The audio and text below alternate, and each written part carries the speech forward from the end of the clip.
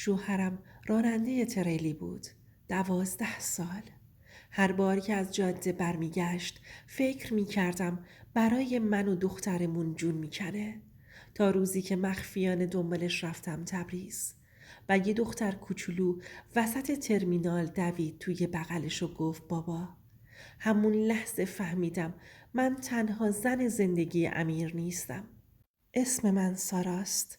اگه یه روز وسط جاده راننده‌ای رو دیدید که خسته پشت فرمون نشسته، هیچ وقت فکر نکنید حتما آدم تنهاییه. من هم همین اشتباه رو کردم. چون شوهرم امیر راننده تریلی بود. مردی که فکر می کردم تمام زندگیش فقط جاده و خانوادشه. اما بعد از 12 سال فهمیدم در هر شهری که بار خالی میکنه یک زندگی مخفی داره و من فقط یکی از زنهاش بودم. من 24 سالم بود که با امیر ازدواج کردم. امیر اون موقع 32 ساله بود و مسیر بندرعباس تبریز و اهواز بار می برد. خانوادم مخالف بودند.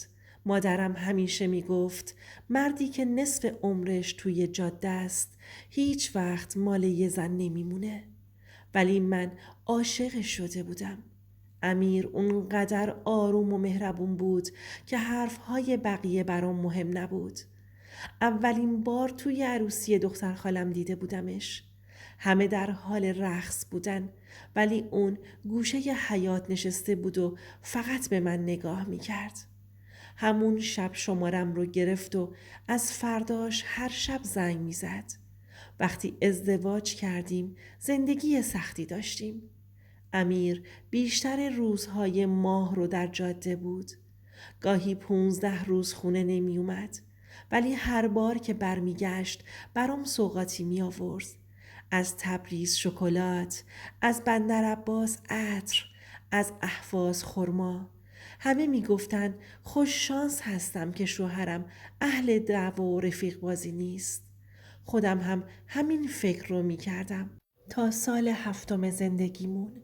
از همون موقع رفتارهای عجیب شروع شد. بعضی شبها گوشیش خاموش می شد. گاهی وقتی خودم زنگ می زدم صدای زنی در پس زمینه صداش می اومد ولی خیلی سریع تماس رو قطع می کرد. وقتی می پرسیدم کجایی می گفت داخل قهوه خونه بین راهی هستم. یه شب ساعت 3 صبح تماس گرفتم. بعد از چند بار بوق خوردن جواب داد. صداش آروم بود. انگار نمیخواست کسی بیدار بشه. گفتم خواب بودی؟ چند ثانیه سکوت کرد و گفت نه. توی ماشینم.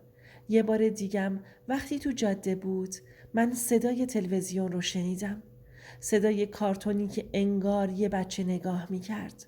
وقتی برگشت خونه برای اولین بار حس کردم ازش میترسم. نه به خاطر خشونت، به خاطر اینکه حس می کردم این مرد رو اصلاً نمیشناسم. چند ماه گذشت، شک داشتم ولی مدرکی نبود.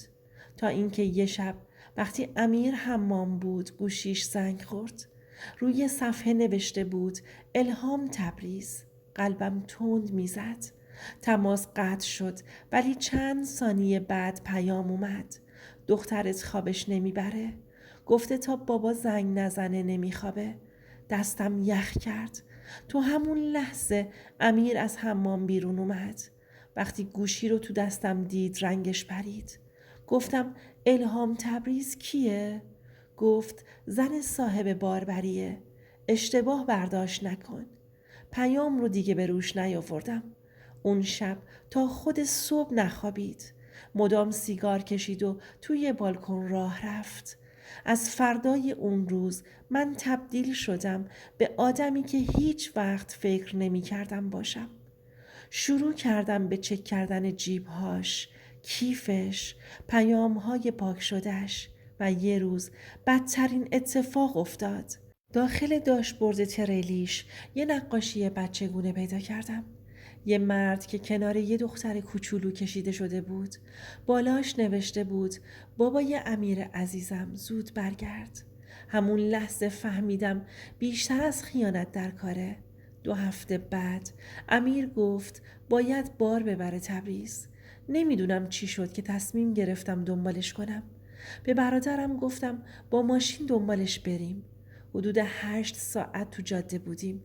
تمام مسیرها دستهام میلرزید. نزدیک غروب امیر وارد تبریز شد و جلوی یک مجتمع قدیمی توقف کرد. من و برادرم کمی دورتر ایستادیم. چند دقیقه بعد زنی حدوداً 35 ساله از ساختمون بیرون اومد و یه دختر کوچولو هم کنارش بود. و بعد دختر دوید سمت امیر و فریاد زد بابایی. قسم میخورم همون لحظه صدای قلبم رو شنیدم. امیر خم شد و دختر رو بغل کرد و بوسید و بعد دستش رو دور کمر اون زن انداخت مثل یه خانواده واقعی. اشک جلوی چشمام رو گرفته بود. برادرم گفت بیا بریم جلو، اما من فقط نگاه می کردم به مردی که 12 سال کنارم خوابیده بود و حالا داشت زندگی دیگه‌ای رو بغل می کرد. اون شب تا صبح داخل ماشین گریه کردم، ولی کابوس اصلی هنوز شروع نشده بود. فردای اون روز برادرم با یکی از راننده های باربری حرف زد و چیزی فهمید که زندگیم رو از بین برد. امیر فقط در تبریز زن نداشت، در اهواز هم زنی داشت که اونو با اسم حامد میشناخت. حتی چند نفر گفتند اونجا هم بچه داره. دنیا دور سرم چرخید. شوهرم سالها در چند شهر با اسمهای مختلف زندگی کرده بود و هر جا می رفت کم کم خونه ای اجاره می کرد و زنی رو پیدا می کرد و خودش رو مردی تنها معرفی می کرد. هیچ کس از زندگی دیگرش خبر نداشت. وقتی برگشت کرج، وقتی بهش گفتم همه چی رو فهمیدم، دیگه انکار نکرد.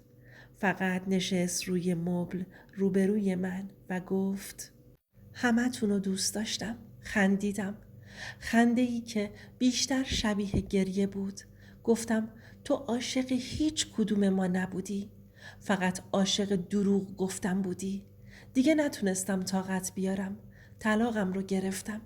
بعد از طلاق چند ماه دچار افسردگی شدم. حتی نمیتونستم صدای بوق تریلی ها رو تحمل کنم. بعضی شبها هنوز خواب میبینم وسط جاده هستم و دختر بچه‌ای دست مردی رو گرفته و میگه بابا چرا دیر اومدی؟ و من دوباره یادم میافتاد که یه عمر عاشق مردی بودم که در هر شهر یه زندگی مخفی داشت. دوست عزیزم، اینم از داستان امشب. اگه این داستان تونست قلبت رو تکون بده، لطفاً لایک کن تا بدونم تنها نیستم. و اگه تجربه‌ای داشتی حتما تو کامنت ها بنویس. شاید صدای تو بتونه نجات بخش یکی دیگه باشه. و اگه هنوز سابسکرایب نکردی لطفاً کانال رو ساب کن و زنگوله کنارش رو بزن. چون اینجا قراره صداهایی شنیده بشه که هیچ جا گفته نشدن.